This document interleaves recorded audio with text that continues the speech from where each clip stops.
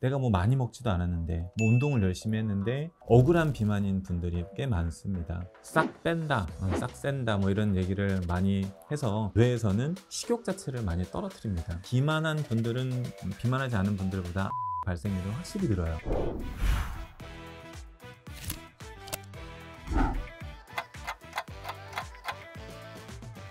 안녕하세요. 내분비내과의 홍준화입니다.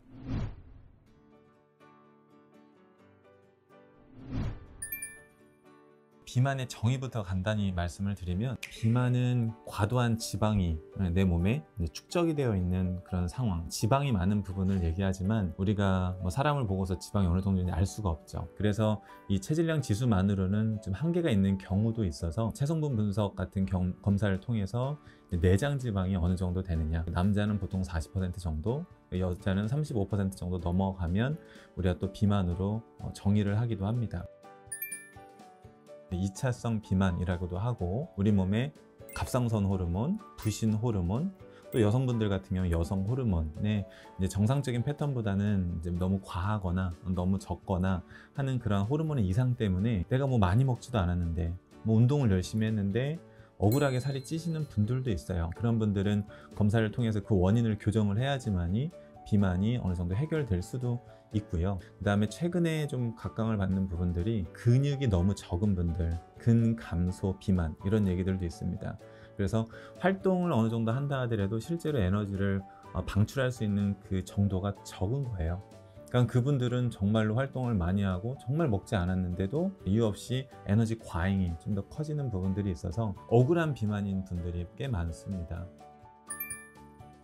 비만한 분들은 비만하지 않은 분들보다 암의 발생률은 확실히 늘어요. 그래서 뭐 그 암 종에서도 뭐 대장암이라든지 뭐 자궁암, 뭐 유방암 등등의 몇 가지 암들은 대사적인 암이라고도 얘기를 하기 때문에, 아주 대표적으로는 당뇨병이 오게 되고, 뭐 이상지질혈증, 그 다음에 고혈압 등등의 일반적인 성인병이라고 하는 게 비만 때문에 좀 빨리 오는 거죠. 동시에 염증성 장질환, 또 뭐 염증이 같이 동반되면서 뭐 호흡기가 안 좋아져서 천식이 생기기도 하고, 또 비만하면은 이 숨쉬는 기도가 좁아지니까 잘 때 숨을 못 쉬는 수면 무호흡, 이제 다양한 이런 합병증들 때문에 생명을 위협하는 질환이기도 하면서 아주 위험한 질병이다, 이렇게 정의를 합니다.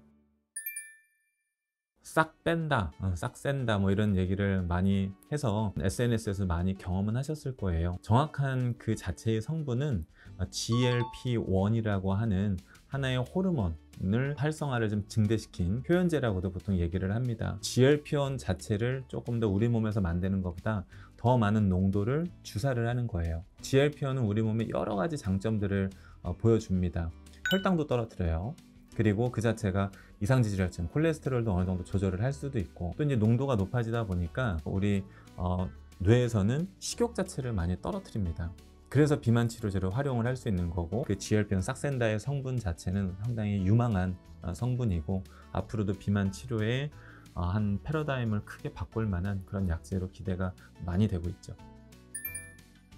마른 비만이란 표현이 상당히 많죠. 키와 몸무게만 따졌을 때에는 뭐 상당히 비만하지 않다, 뭐 이렇게 얘기를 하지만, 내장 지방이 많으신 분들, 이제 오히려 그런 분들은 근육이 적기 때문에 내 몸에서 에너지를 쓸 수 있는 영역은 줄어드는 거예요. 그러니까 에너지 소비는 적은데 비교적 먹는 것들이 오히려 많이 먹지 않아도 소비가 적으니까 이 과잉 상태가 많아지는 거죠. 그러면 여러 만성질환의 합병증이 상당히 빨라져요. 마른 비만 환자분들이 특히 좀 경계해야 되는 그런 부분이고, 합병증에 대한 진단, 또 이제 검진, 이런 게 좀 필요하고, 운동을 비롯한 여러 가지 치료법들이 필요한 대상자입니다.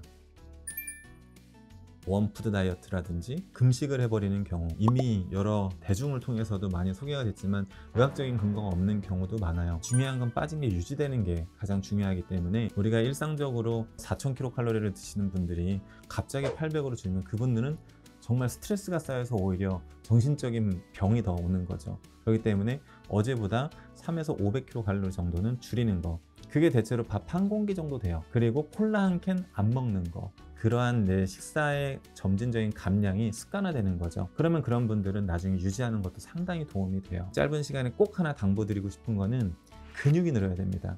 먹는 거 줄이는 건 중요하지만 에너지를 늘리는 것도 상당히 중요해요. 운동의 강도라든지 운동의 시간을 환자분들의 특성에 맞춰서 운동을 하시되 근육량을 늘리면서 먹는 양을 줄이는 이 두 가지 밸런스가 맞아야지만이 우리 비만을 건강하게 다이어트를 유지할 수 있다라고 당부드리고 싶습니다. 빨리 그 원인을 찾고 빠른 치료를 통해서 건강을 찾아가는 게 상당히 중요하다고 생각이 됩니다. 무조건 약이나 수술이 아니라 하더라도 그런 상담을 통해서도 개선이 있어야지만이 나중에 한 10년, 20년 지나서도 건강할 수 있겠다. 그러한 시기를 놓치지 않도록 하는 게 가장 중요하지 않을까 당부드리고 싶습니다. 똑똑한 정책 브리퍼. 오늘은 비만 치료법 중 하나인 비만대사 수술 지원에 대해 알아보겠습니다. 비만대사 수술이란 체중 감량을 주목적으로 하고 당뇨, 고혈압 등 대사 질환을 치료하는 치료법입니다. 치료 방법에는 위의 일부를 절제하는 위소매절 제술과 위의 밴드를 이용해 음식 섭취량을 줄이는 조절형 위밴드술, 그리고 음식이 내려오는 길을 우회 흡수를 제한시키는 루아이 위 우회술이 있습니다. 건강보험 급여가 적용되는 비만대사 수술 대상자는 체질량 지수가 35kg/제곱미터 이상인 경우와 체질량 지수 30kg/제곱미터 이상이면서 고혈증, 고지혈증과 같은 합병증을 동반한 경우입니다. 그 외에 제2형 당뇨 환자나 뼈 성장이 종료된 18세 이상 비만 해당자 등도 선별급여로 지급됩니다. 자세한 사항은 건강보험공단에 문의해 주시기 바랍니다. 대한민국 모든 국민이 건강해지는 그날까지 똑딱 5분 100세 건강이 함께합니다.